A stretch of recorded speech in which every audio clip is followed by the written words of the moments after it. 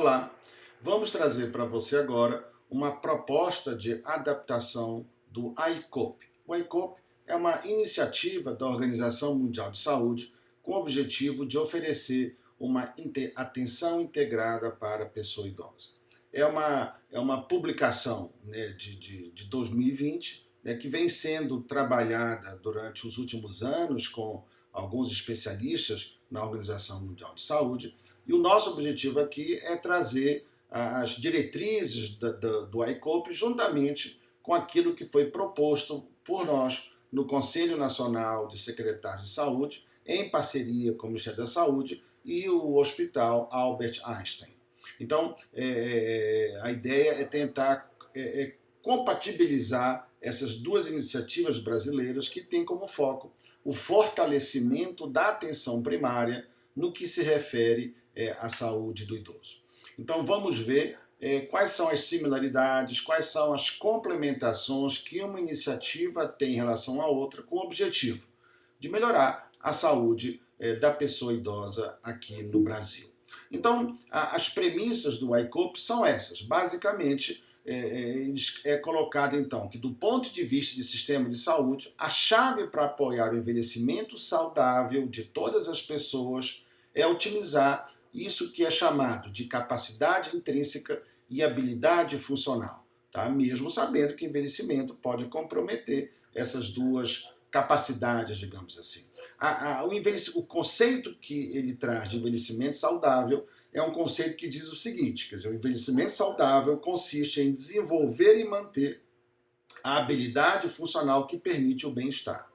Da mesma forma, o conceito de capacidade intrínseca ele diz o quê? Que é a combinação de todas as capacidades físicas e mentais que o indivíduo tem a seu dispor. E por último, o conceito de habilidade funcional, que nada mais é do que a combinação e a interação entre a capacidade intrínseca e os fatores ambientais e os fatores contextuais. Então, esses conceitos que o ICOP traz são interessantes para a gente compreendê-los bem, porque é neles que a gente vai atuar do ponto de vista da busca de intervenções capazes de melhorar a saúde desse indivíduo, de proporcionar o que a gente chama de envelhecimento saudável. A outra premissa importante é deixar bem claro que é possível sim evitar a dependência funcional, desde que você atue ao longo de todo o ciclo de vida, e no idoso também.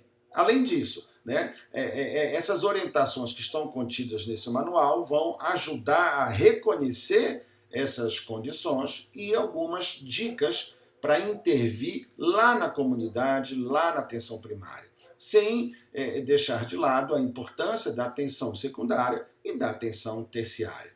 E, por último, o que é colocado com muita ênfase é que essas condições crônicas que levam a um prejuízo, vamos dizer assim, da capacidade intrínseca são absolutamente associadas, ela vem junto, daí a importância dessa visão integral do indivíduo. Então, esse manual do ICOP ele vai exatamente trazer uma série de diretrizes, de normas, vamos dizer assim, que ajudem, que vão ajudar a atenção primária a cumprir o seu papel. O público-alvo são os profissionais envolvidos na atenção à saúde, mas o foco principal é na atenção primária e na comunidade, que também é muito importante quando se fala em condição crônica de saúde. Tá? E parte do pressuposto, que a gente observa isso com muita clareza, da dificuldade que tem dos nossos profissionais nesses conceitos, na abordagem do idoso. Então esse é o grande desafio que nós temos hoje no Brasil e no resto do mundo também, né? O desconhecimento das características do processo de envelhecimento e como intervir para que a gente possa recuperar essa saúde. Na nota técnica que foi produzida em 2019 pelo CONAS, também nós temos essas premissas. Aqui nós seguimos o modelo das redes de atenção à saúde proposto pelo professor Eugênio Vilaça Mendes, onde se coloca que o grande problema hoje do nosso sistema de saúde é que ele é reativo, ele é oferecido de forma episódica, ou seja, o foco é na condição aguda. Isso é absolutamente inadequado quando se fala em saúde da pessoa idosa. Então, essa fragmentação do sistema é um grande problema que nós temos que enfrentar para que a gente possa melhorar a saúde do idoso. A ideia, então, é que nós criemos condições para que as redes de atenção à saúde possam ser ofertadas, digamos assim, de forma contínua e proativa, né, para evitar realmente o declínio dessa habilidade funcional daquilo que o ICOP está chamando de capacidade intrínseca. A ideia da rede. Então, o modelo que o Conselho Nacional de Secretários de Saúde oferece para os estados brasileiros é o trabalho em rede. E temos um grande projeto nessa direção, que é o projeto de planificação, que a ideia é exatamente construir todo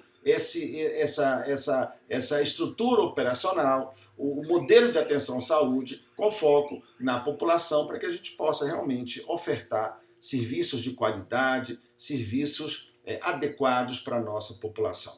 O nosso foco, obviamente, aqui é a população idosa. Então, quando se fala em rede de atenção à saúde, nós estamos falando numa estrutura operacional, no modelo de atenção à saúde na população. Então, no nosso caso, a gente vai se deter na população idosa. Quando se fala em estrutura operacional, não há dúvida que o foco, o centro de comunicação de toda essa rede é a atenção primária. Então, a atenção primária é o grande ator dessa rede de atenção à saúde. Mas tem que ter outros pontos de atenção, como, por exemplo, a atenção ambulatorial especializada, a atenção secundária e também a atenção hospitalar. Então, a todos esses componentes da estrutura operacional têm que estar absolutamente integrados, tendo como centro de comunicação, organizador disso tudo, a atenção primária. Mas, obviamente, além dos pontos de atenção, eu tenho que ter sistemas de apoio, sistemas logísticos e o sistema de governança, para que a gente possa realmente otimizar essa rede e fazer com que ela funcione de forma adequada. Mas, além da estrutura operacional, nós temos um modelo. E o modelo tem que ser aquele modelo baseado, vamos dizer assim, na atenção, na condição crônica de saúde. Então, infelizmente, hoje, os nossos sistemas de saúde são voltados para a condição aguda. Isso realmente é um grande equívoco, é um grande problema. Ele tem que existir, mas eu tenho que exatamente atuar nas condições crônicas que, na grande maioria das vezes, que vão levar às condições agudas. Então, são as estratégias mesmo preventivas e de gestão de doença e de gestão de caso. Então, por isso que a ideia desse modelo é que eu vou ter, então, premissas para que eu ofereça o modelo da atenção crônica de saúde, que a gente fala como, a gente refere com a sigla MAC. Então, o que é o MAC? Então, os 3 pilares desse manejo primeiro, a estratificação de risco, é reconhecer os indivíduos de maior risco para desenvolver complicações. A definição de metas de estabilização para esse indivíduo, para essas condições crônicas, e o autocuidado apoiado. É o indivíduo, né, o usuário, se tornar realmente, vamos dizer assim, o responsável pelo seu cuidado, juntamente com o sistema de saúde. E é por isso que nós temos os níveis do MAC. O nível 1 é o nível de promoção da saúde, o nível 2 é de prevenção das condições de saúde, que eu já tenho um fator de risco, o nível 3 e o nível 4, onde você já tem uma condição estabelecida, ou simples ou mais complexa. E o nível 5 são os casos mais graves, que exigem realmente tecnologias mais diferenciadas, que têm que dar apoio para a atenção primária. Então, o modelo tem que ser capaz de identificar exatamente esses níveis de atenção. E eu não posso deixar, obviamente, de valorizar as condições agudas, mas eles não podem ser, vamos dizer assim, os únicos, as únicas condições que são abordadas pelo sistema. E temos como também premissa o triplo objetivo, o triplo OEM, que é o quê? A melhor experiência do cuidado.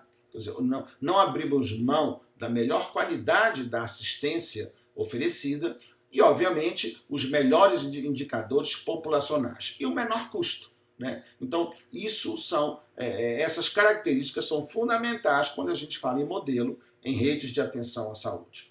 E, finalmente, o cuidado centrado na pessoa e não o cuidado centrado na doença. Essa é outra mudança que deve existir.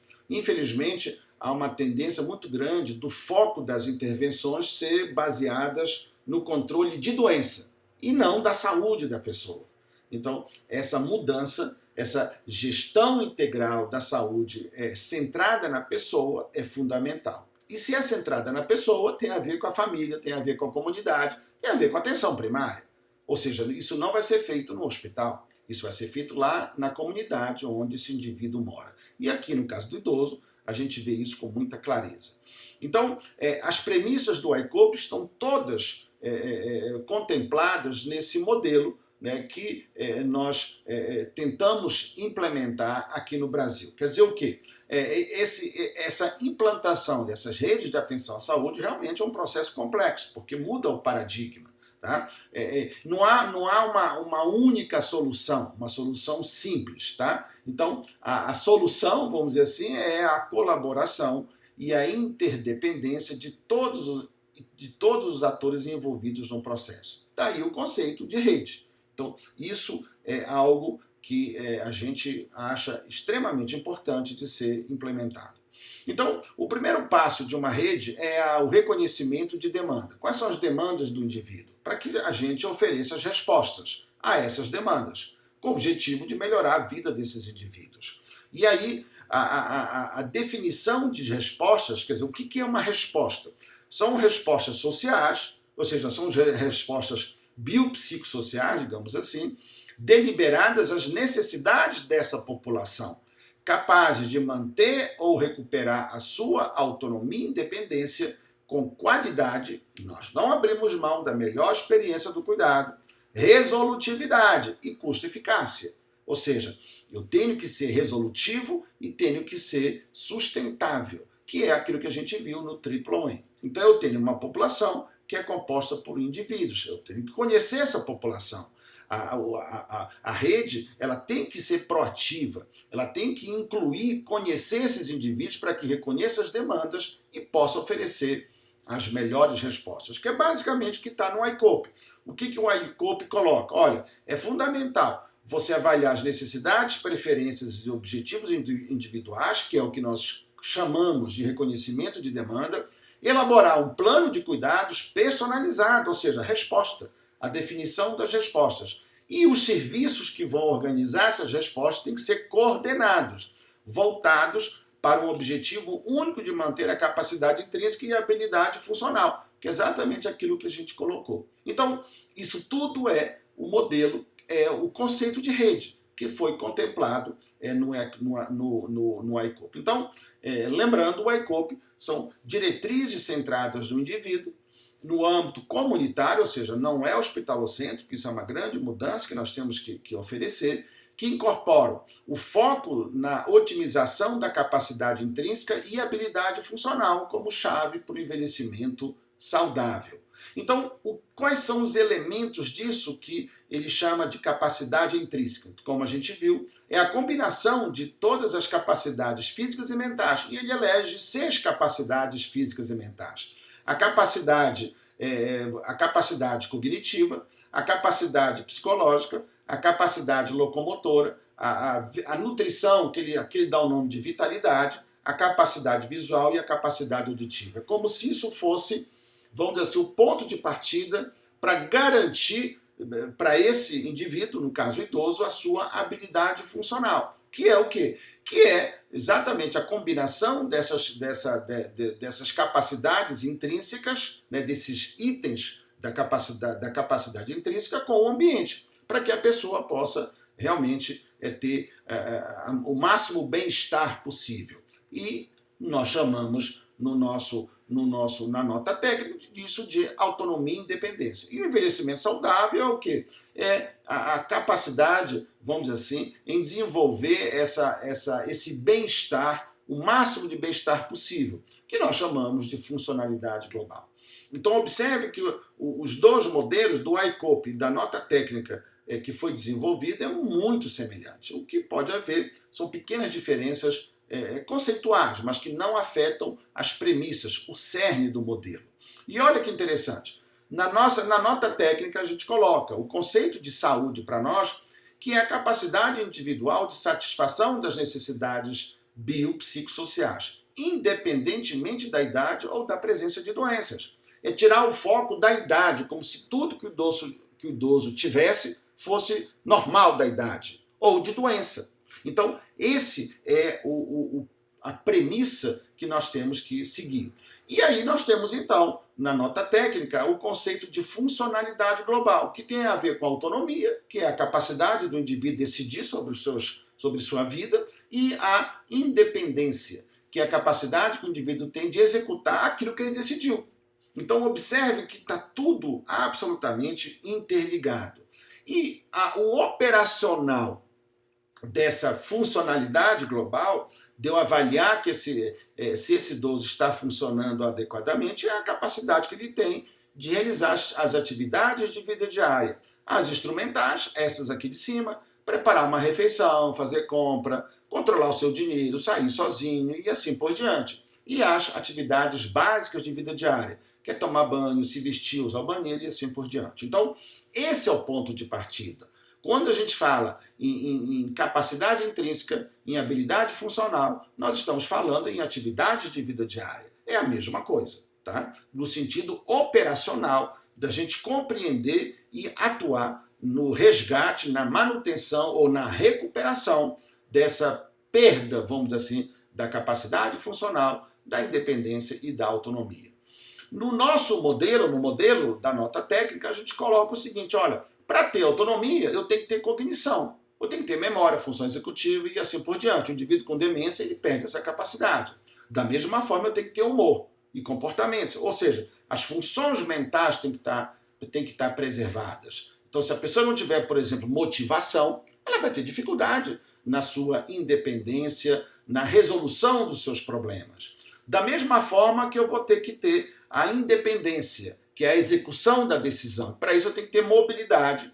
E a mobilidade é a capacidade que eu tenho de deslocar no meio e de manipular o meio. Então eu tenho que ter essas subfunções da mobilidade. O alcance, pressão e pinça, ou seja, membros superiores funcionando de forma adequada, a marcha, ou seja, o deslocamento, a capacidade aeróbica muscular, que no ICOP ele chama de vitalidade, tá? Para nós é um pouco mais amplo do que isso, e a continência esfincteriana, que infelizmente no ICOP ele não é muito valorizado. E nós consideramos uma função absolutamente fundamental na vida do idoso.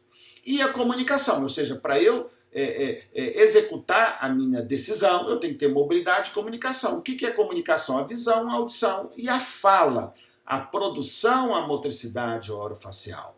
Então, isso que eu estou mostrando para vocês, a gente chama de modelo multidimensional de saúde do idoso, que é aquilo que o ICOP chama de capacidade intrínseca. Tá? Então, observe que é a mesma coisa. Então, a ideia da capacidade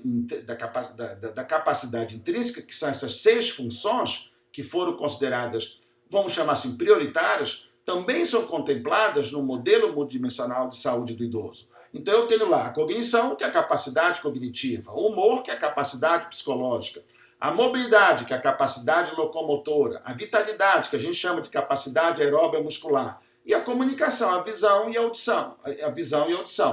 Sendo que no nosso modelo temos outras funções que são também importantes, como o alcance, pressão e pinça, a continência esfincteriana e a produção e a motricidade orofacial. Então, observe que a direção é absolutamente a mesma. O modelo que nós utilizamos na nota técnica de 2019, ele é mais amplo do que o modelo oferecido pelo ICOP. Então, são pequenos ajustes que a gente vai fazer para que a gente possa oferecer a melhor tecnologia do cuidado para a atenção primária, tendo como ponto de partida, tendo como agente principal a atenção primária.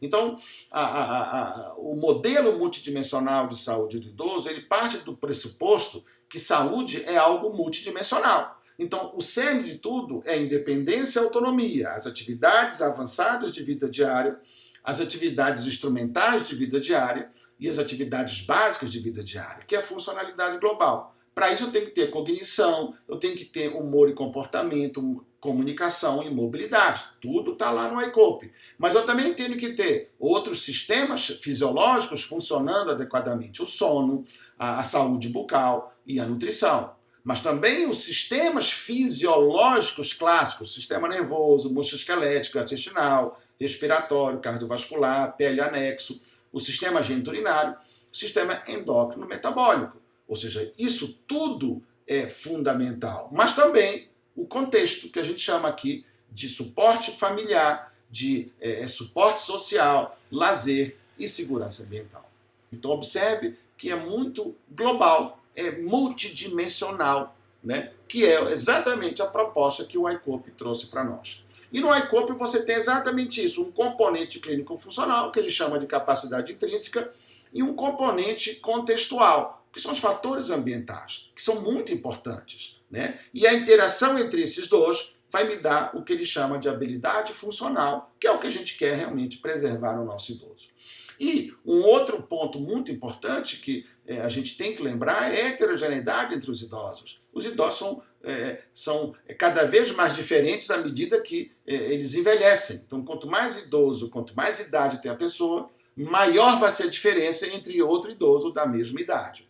E o iCope traz para nós também essa estrutura, vamos dizer assim, essas intervenções que podem ser feitas. Observe que aqui eu tenho um momento, né, onde eu tenho uma capacidade funcional elevada e estável, e eu tenho, então, a partir de um certo momento, um declínio dessa capacidade e uma perda significativa da capacidade intrínseca e da habilidade funcional. Ambas são absolutamente interligadas.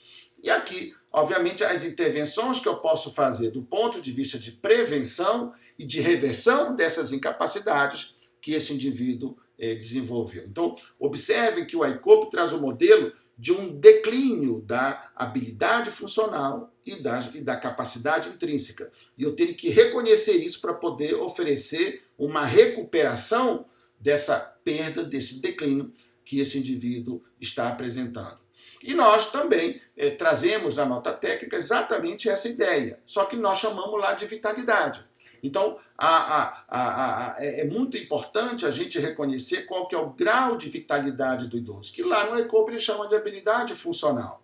Então, o conceito de vitalidade que nós temos aqui é o que? É uma medida da reserva homeostática, que é o que ele chama de capacidade intrínseca, que é a capacidade que o organismo tem de se defender das agressões do meio interno e do meio externo. A perda da vitalidade leva à fragilidade, que é exatamente a perda da capacidade intrínseca, que vai levar uma diminuição da reserva homeostática, um aumento do risco de desfechos adversos, como declínio funcional, internação, institucionalização ou morte. Isso não é dicotômico. Então observem que é um contínuo. À medida que a vitalidade diminui, a fragilidade aumenta. E eu tenho que entender exatamente, saber qual que é o grau de instabilidade homeostática que esse indivíduo tem, porque isso não é normal da idade. Isso é secundário a algum comprometimento, ao comprometimento da capacidade intrínseca, que são aquelas dimensões da saúde do idoso. Então, nessa figura, a ideia é a gente definir onde está o nosso idoso nessa classificação, né? Ou seja, para eu saber se ele está tendo um envelhecimento normal, que é um envelhecimento que não tem incapacidade, ou envelhecimento patológico. Então, eu tenho que saber se o meu idoso é um idoso robusto, que tem muita vitalidade, é um idoso que está em risco de fragilização, que está decaindo rapidamente essa vitalidade, ou é um idoso frágil, onde ele tem uma fragilidade maior, uma diminuição da sua reserva homeostática, certamente comprometimento da sua capacidade intrínseca. Então, essa é a ideia do modelo que nós propusemos na nota técnica. E aí nós temos uma classificação a partir daí que faz com que a gente defina, operacionalize melhor os vários tipos de idoso. Então eu tenho idoso extrato 1, extrato 2, extrato 3, que são idosos independentes, têm muita vitalidade, podem até ter doença, tá? Mas são idosos independentes, não têm nenhuma incapacidade funcional. Eles não têm comprometimento da capacidade intrínseca. Eu tenho o idoso extrato 4, extrato 5, que já tem uma iminência desse declínio funcional. Estão começando a ter um comprometimento dessa capacidade intrínseca, né? São idosos que a gente chama em risco de fragilização.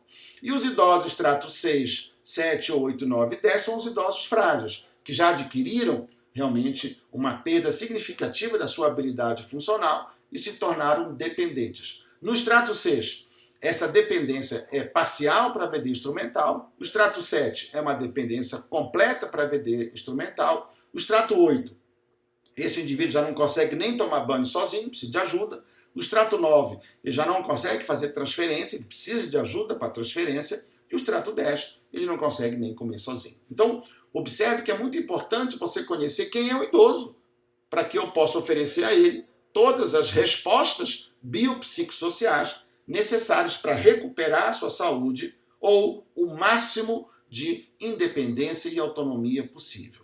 Então, o operacional do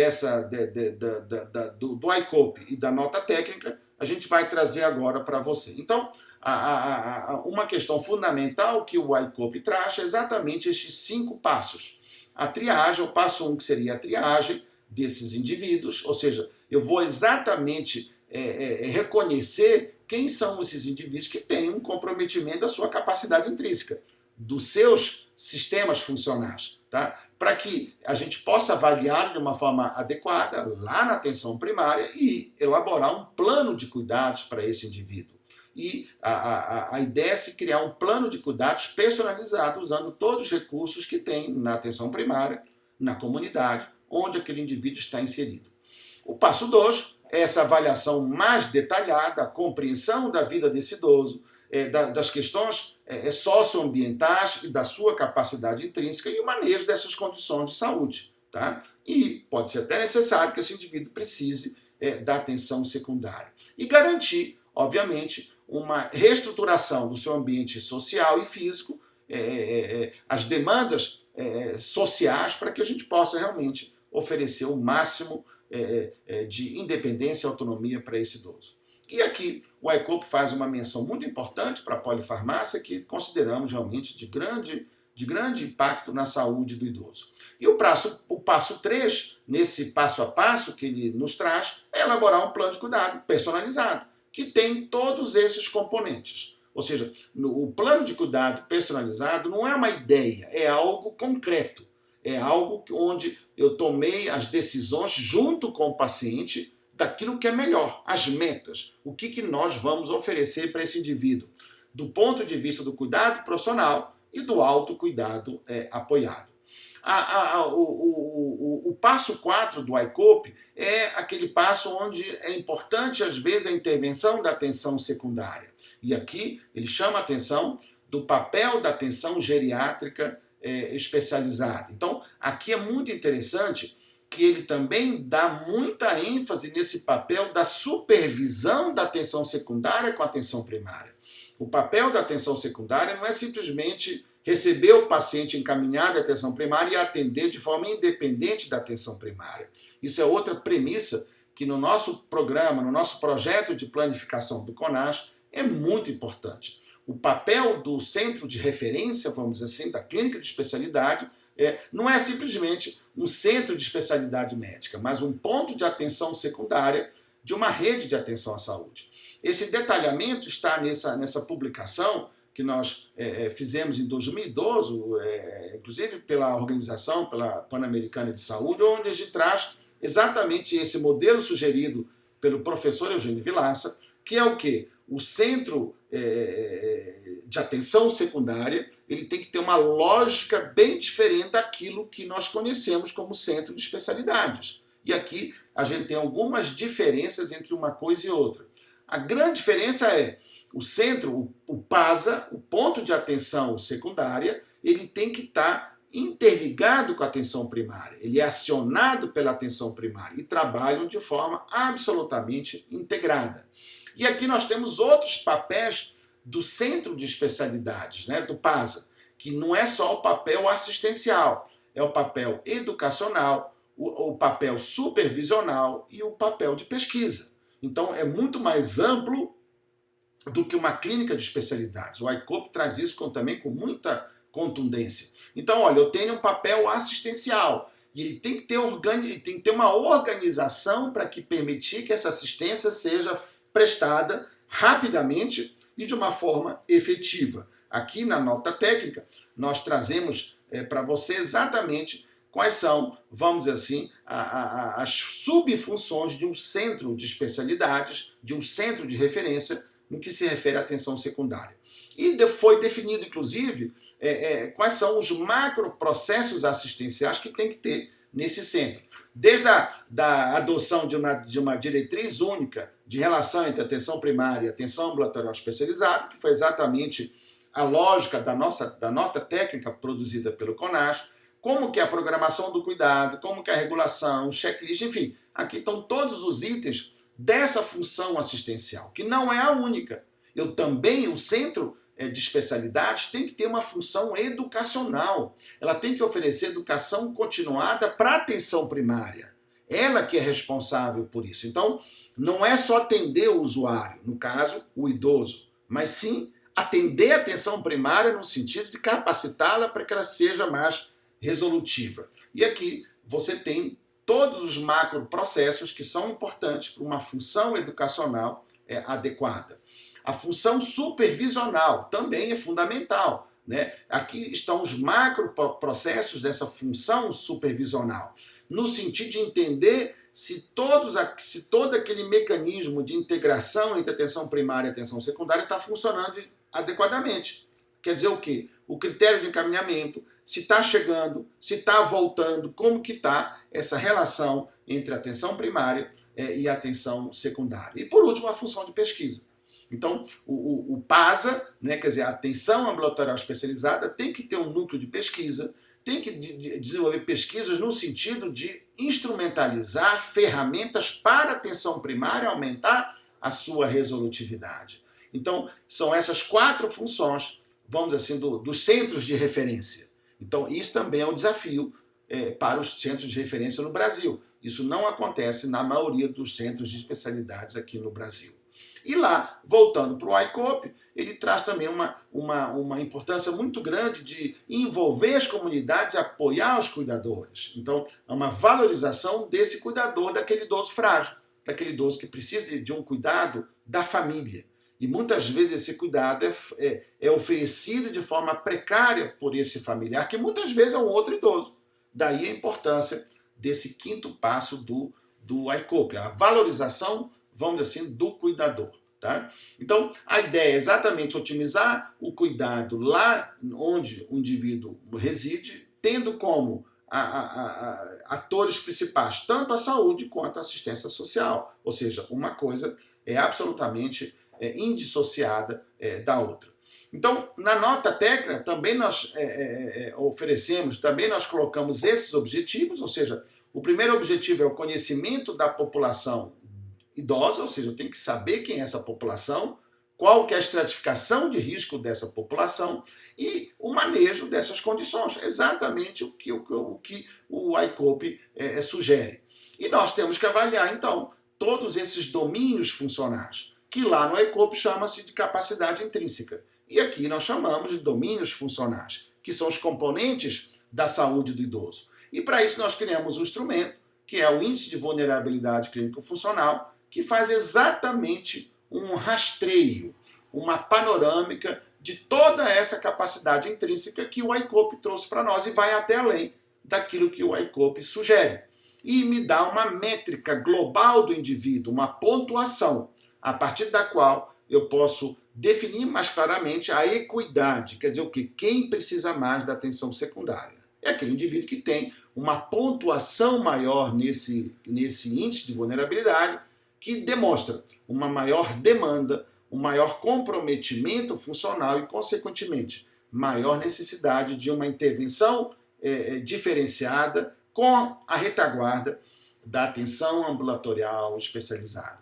Então, o IVSF-20, que é um instrumento que a gente recomenda para que seja feita essa estratificação do idoso, ele vai garantir a estratificação propriamente dita, ou seja, a avaliação adequada da capacidade intrínseca, das habilidades funcionais. Aqui nós temos várias funções no que se refere à estratificação do risco e também do manejo clínico, porque ele vai reconhecer condições que muitas vezes não são reconhecidas pela atenção primária. Esse é o desafio, é fazer com que a atenção primária tenha um olhar geriátrico gerontológico, enxergue, mas não é só enxergar, enxergar, reconhecer e intervir. E aqui, observe a importância do plano de cuidados. Então, o IVCF-20 é uma forma de instrumentalizar o papel da atenção primária, que também é algo que o ICOP vai trazer para nós do ponto de vista instrumental, com essas, vamos dizer assim, com esses rastreios que ele sugere aqui, dessas 6 capacidades, desses 6 itens da sua capacidade intrínseca. Então, aqui você está vendo a sugestão que ele dá para o rastreio do declínio cognitivo, da mobilidade, da má nutrição, da deficiência visual aditiva e dos sintomas depressivos. Vamos agora comparar ambos as sugestões. Então, olha, como a gente já discutiu, na capacidade cognitiva, o ICOP ele sugere, então, que se pergunte para o idoso, né, se ele tem problema de memória ou orientação, tá? E fazer um testezinho de memória, onde você faz um registro de 3 palavras, em seguida você faz uma pergunta sobre orientação temporal e espacial e depois o recordatório dessas 3 palavras, tá? Então, é a forma que ele encontrou de fazer essa triagem da capacidade cognitiva. No IVCF é mais simples, inclusive, né? A gente imagina que na atenção primária, de cara fazer um teste, né, a gente acha que pode ser, a gente tem dúvida de que isso vai ser implementado. Então, no IVCF-20, a gente faz perguntas que se referem à função cognitiva, como, por exemplo, a pergunta é: algum familiar ou amigo falou que você está ficando esquecido? Observe que é diferente da pergunta do ICOP. O ICOP, a pergunta inicial é: você tem problema de memória? Isso é muito subjetivo. A gente prefere a pergunta se alguém percebeu. E essa pergunta, obviamente, vai ser feita para o cuidador, para quem convive com esse idoso. E, além disso, perguntar se esse esquecimento está piorando e se está trazendo alguma repercussão.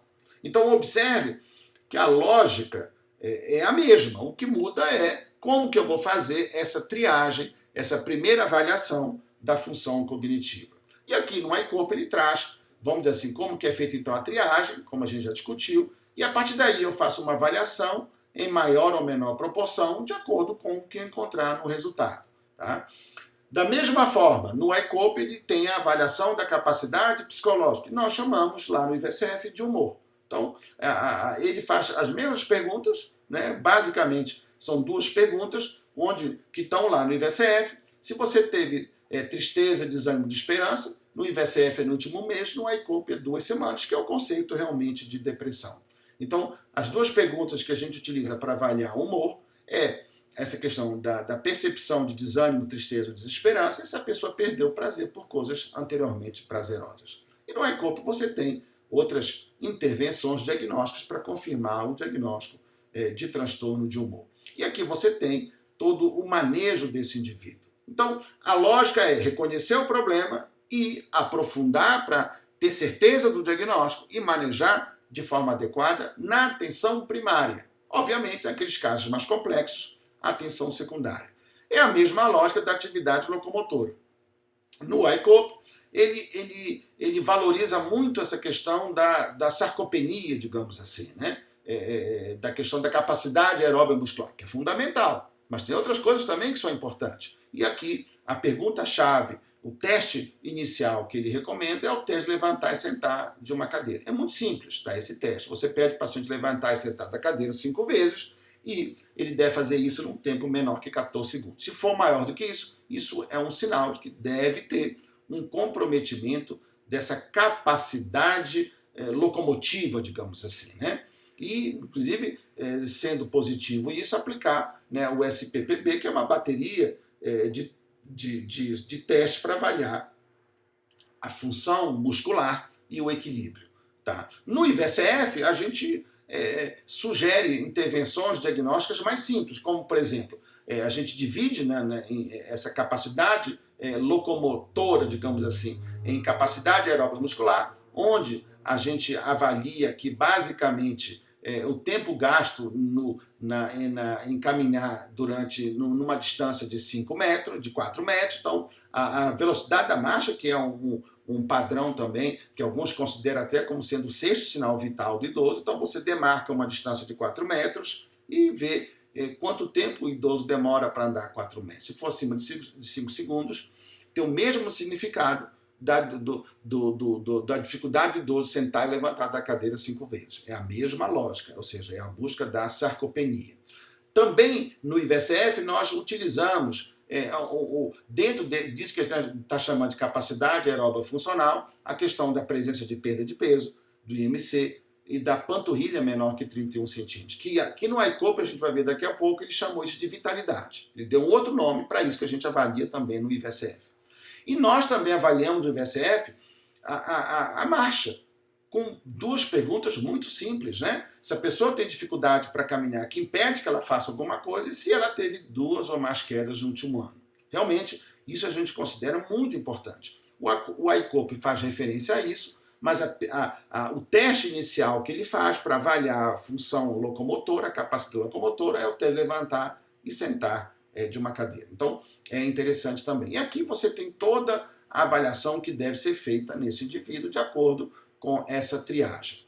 Bem, nós no ICOP também tem isso que ele chama de vitalidade, que você viu que vitalidade para nós é uma coisa mais ampla do que no ICOP. No ICOP o termo vitalidade foi muito utilizado para nutrição. E a pergunta que ele utiliza é se a pessoa teve perda de peso significativa, né, recente, e se tem perda de apetite.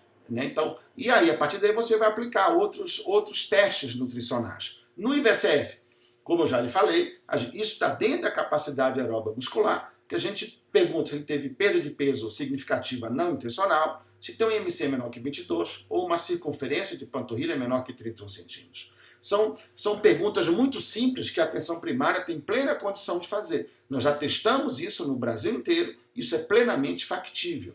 Então, observe que os 2 sistemas, né, o ICOP e a nota técnica, avaliam as mesmas funções, com pequenas diferenças no instrumento. E aqui você tem, então, uma valorização que é dada no ICOP grande, né, a questão da sarcopenia, da fragilidade, que ele chama a fragilidade física, que é a sarcopenia, que no nosso modelo a fragilidade é uma coisa mais ampla do que a fragilidade física propriamente dita. E aqui ele define o manejo realmente desse comprometimento da vitalidade no sentido nutricional. Tá? E a capacidade visual, que ele pede exatamente para o indivíduo avaliar, fazer aquela prova do Snellen adaptada para a atenção primária, que é esse Ezinho, você vai apontar para que lado estão as perninhas do Ezinho. E no IVSF, a gente faz de uma forma mais simples, a gente simplesmente pergunta se a pessoa tem alguma dificuldade de visão que impede que ele faça alguma coisa do cotidiano. É a mesma lógica. Tá? E aqui você tem o fluxograma das intervenções para esse indivíduo. Mesma coisa para a capacidade auditiva. Lá no ICOP ele sugere o teste de sussurro. E a gente, no IVSF, faz uma pergunta mais simples. A pergunta é, você tem alguma dificuldade para escutar que impede que você faça alguma coisa? A partir daí você aprofunda nessa avaliação funcional. Novamente, observe que todos os itens da capacidade intrínseca têm um fluxograma de abordagem, igualzinho o que a gente sugere na nota técnica nossa do CONASH. Então, aqui estão os instrumentos do ICOP, tá? que eles sugerem. Obviamente que isso aqui tem que ser adaptado para cada realidade. Tá?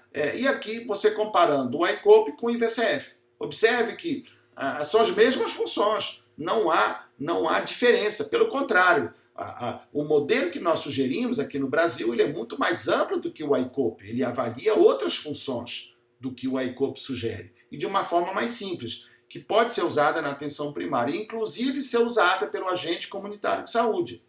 Quer dizer, os testes oferecidos pelo ICOP não dá para ser utilizado pelo agente comunitário, tem coisa ali que é mais complicada. Mas no IVSF, sim, ele pode ser utilizado por profissionais de nível médio, pelo agente comunitário de saúde. Tá? E temos mais coisa no IVSF do que tem nessas recomendações do ICOP. E temos uma métrica do indivíduo, tá? Ou seja, a questão da integralidade desse indivíduo para ver realmente a gravidade do seu declínio, das suas demandas biopsicossociais. Bem, então, resumidamente, nós temos, então, esses domínios funcionais. Então, olha, como que eu vou lidar naquele indivíduo que tem lá no IVSF uma percepção da saúde ruim? Que é uma pergunta do IVSF que a gente considera muito importante. Vou ver o declínio funcional. O IVSF, a impressão que passa é que ele não valoriza tanto assim a avaliação das AVDs. Tá? Ele coloca a avaliação das AVDs no segundo momento. No IVSF é o primeiro momento. A gente parte da funcionalidade, da independência nas atividades e vida diária. E a partir daí, eu vou fazer uma avaliação funcional global e do suporte familiar. Se o indivíduo é dependente, tem que ter alguém que cuide dele. Então isso é muito importante. E aí eu vou ver, então, através das escalas próprias, qual que é o extrato clínico funcional desse idoso. Mesma coisa se aplica à cognição. Então, na cognição aqui eu coloquei para você as perguntas que o ICOP sugere, tá? E aí, a partir daí, dando alterado, eu faço uma avaliação subjetiva, não vou logo aplicando um teste, eu faço uma avaliação subjetiva da cognição desse indivíduo. E os testes também, mas no segundo momento. E o ICOP sugere testes que não são muito utilizados no Brasil. Só o Minimento que é utilizado no Brasil. Tanto o MOCA, o Minicog e esse outro são pouco utilizados no Brasil e a gente acha que a atenção primária vai ter muita dificuldade para incorporar isso na sua prática clínica. É fundamental para se dar o diagnóstico da incapacidade cognitiva. O humor é a mesma coisa, avaliação subjetiva e avaliação objetiva para dar um diagnóstico de depressão e ansiedade.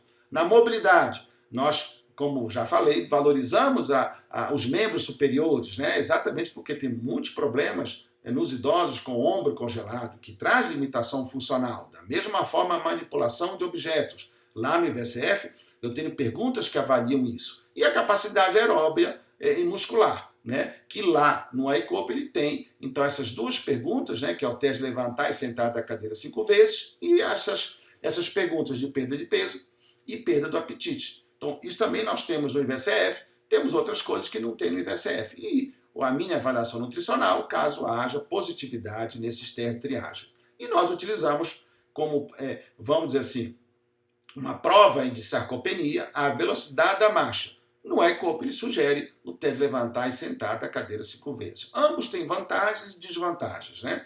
E acreditamos que ambos podem ser utilizados facilmente na atenção primária.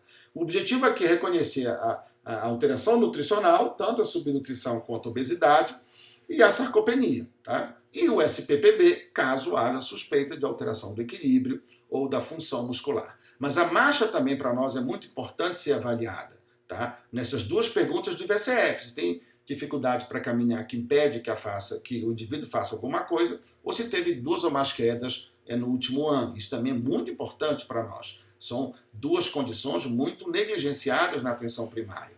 E a partir daí eu vou aplicar o Time Up and Go ou o SPPB, né? Eu vou fazer uma avaliação dos membros inferiores, pés e dos calçados, a gente não pode esquecer disso, da hipotensão ortostática, que é uma grande causa de queda, uma avaliação cardíaca pulmonar e de hemoglobina, ou seja, do transporte, da capacidade aeróbica do indivíduo, que o indivíduo pode ter uma insuficiência cardíaca, um DPOC, ter dificuldade para caminhar, que impede que ele faça alguma coisa pela dispneia que ele tem. E também a avaliação ambiental. Mas, além disso, a gente valoriza nesse indivíduo, né, a sua continência esfincteriana. A incontinência a gente acha muito importante, usando esse instrumental para reconhecer tanto a incontinência urinária ou a incontinência fecal. Também avaliamos a visão. O ICOP ele usa coisas um pouco mais trabalhosas, digamos assim, do que aquilo que a gente sugere no IVSF, que é simplesmente perguntar se a pessoa tem alguma dificuldade para enxergar que impede que ela faça alguma coisa. E a partir daí eu vou atrás do diagnóstico. A mesma coisa a audição. Então, o ICOP sugere teste sussurro e outros testes um pouco mais que exigem um treinamento um pouquinho maior. O IVSF é uma pergunta mais simples, tá? Para a gente poder reconhecer exatamente essas alterações auditivas no idoso, né?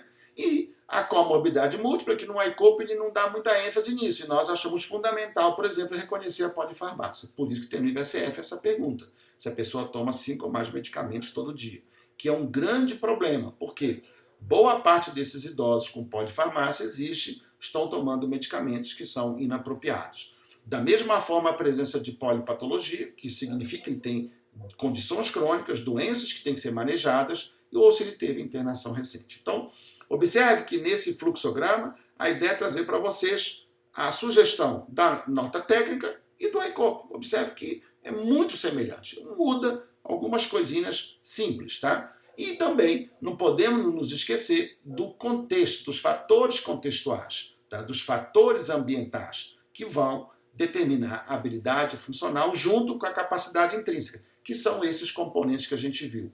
E o ICOP traz de uma forma muito interessante a avaliação da assistência e apoio social. E aqui que ele coloca a avaliação das AVDs, porque o idoso que é realmente dependente, ele precisa de um apoio familiar e social. Então isso tem que ser feito em todo idoso. Então ele dá muita atenção para a violência também contra a pessoa idosa, da importância da assistência social nesse manejo.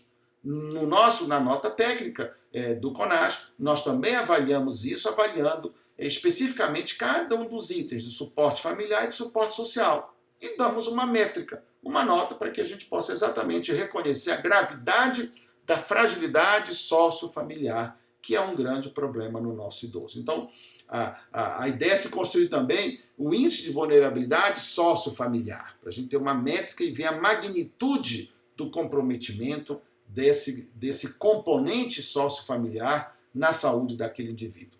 E o suporte aos cuidadores, que realmente é algo fundamental para ser feito no indivíduo, no idoso frágil, que tem que ter alguém que cuide dele. E aqui ele coloca exatamente o mesmo fluxograma que colocado para aqueles itens da capacidade intrínseca, que vale a pena você dar uma olhada. E, por último, a ideia do plano de cuidados. Então, o plano de cuidados tem que ter, ele tem que ser fruto de uma avaliação multidimensional e, a partir daí, as intervenções que vão ser feitas para esse indivíduo. Daí é importante saber quem é esse idoso, qual que é a classificação clínico-funcional dele, para saber, inclusive, definir metas de diabetes, de hipertensão, de várias coisas. E o trabalho interdisciplinar para esse indivíduo. E o que vai demandar da família vamos dizer assim, do suporte familiar, do suporte social, dos recursos da comunidade onde esse idoso está inserido. E na nossa nota técnica nós temos tudo isso para cada extrato clínico-funcional do idoso, a definição desses extratos e as intervenções que podem ser feitas. Desde intervenções na predisposição, na doença assintomática e sintomática, nas complicações e na incapacidade.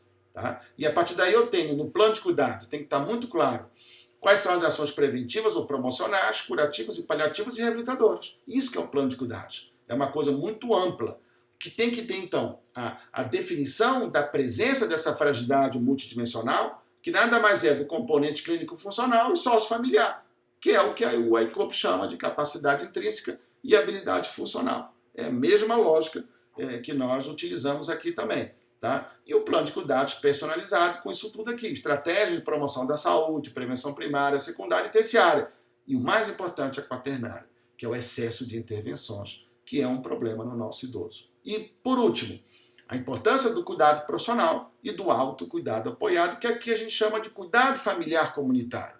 Porque o idoso dependente, é difícil você usar o termo autocuidado apoiado, porque quem cuida dele não é ele, é a família, porque ele não dá conta de cuidar de si. Então essa é uma pequena também mudança conceitual que a gente utiliza.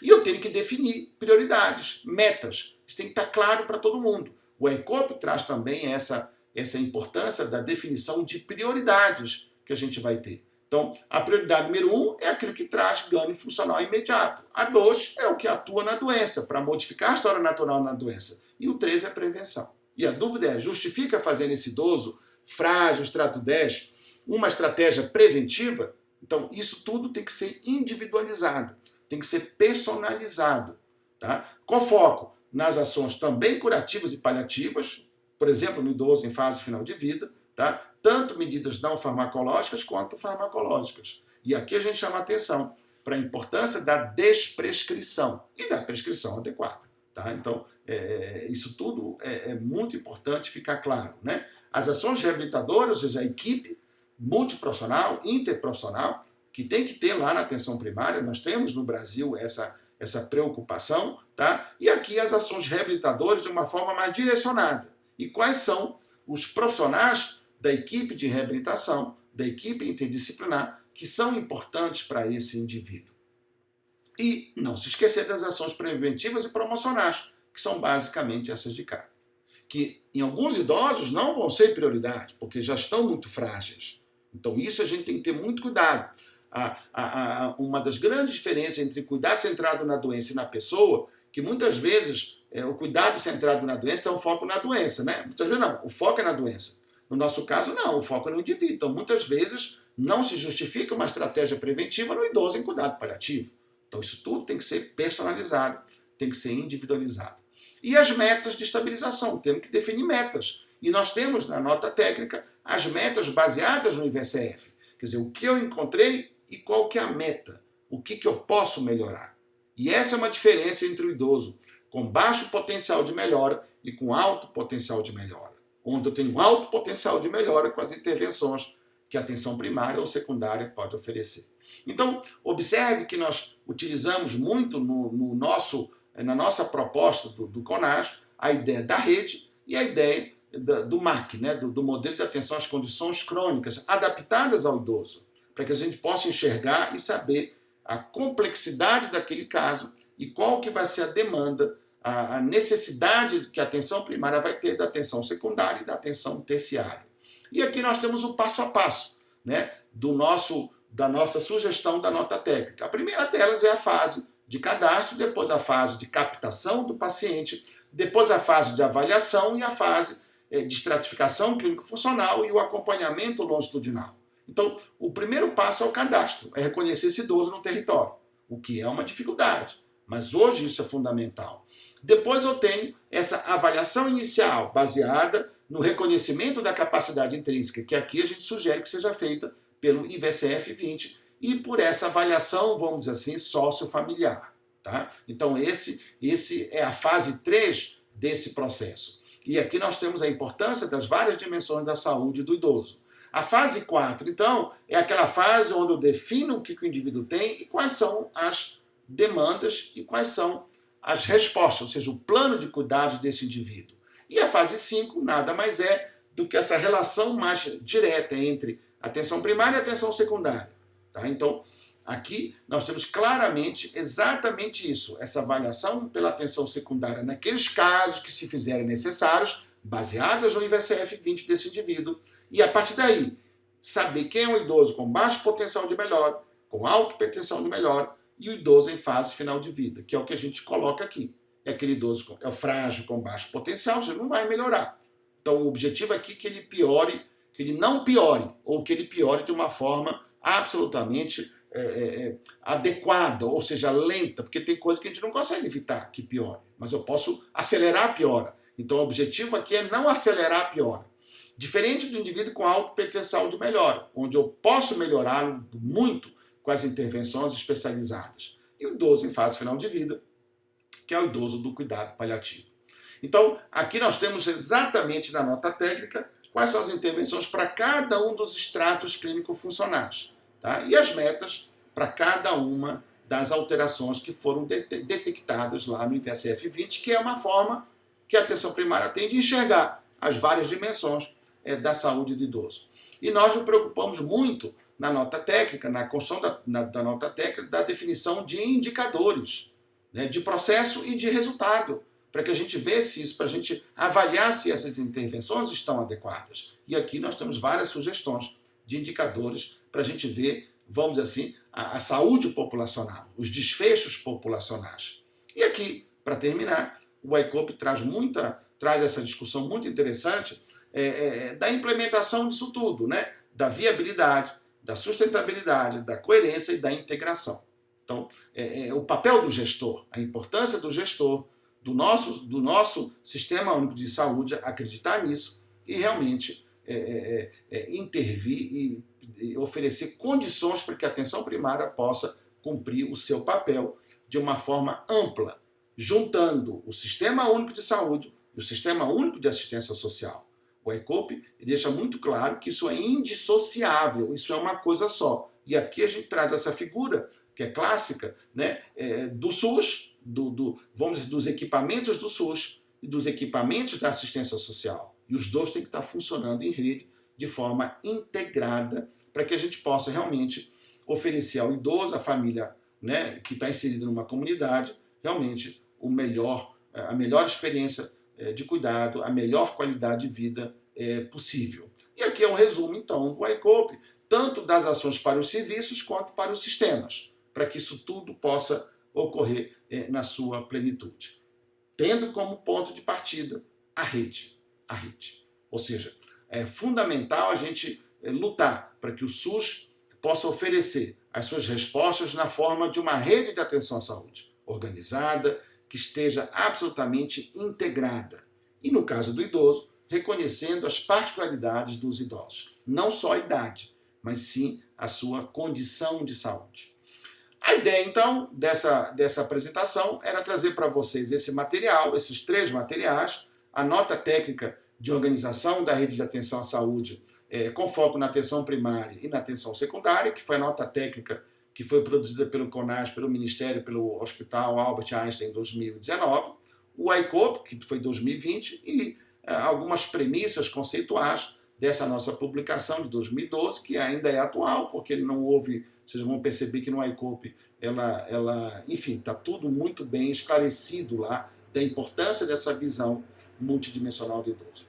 Então, a ideia aqui é trazer para você todas essas reflexões para que a gente possa construir um modelo brasileiro adequado para que a nossa população idosa possa ter realmente uma qualidade de vida, possa ter a sua autonomia, a sua independência preservada e mantidas o maior tempo possível. Era isso aí, até a próxima.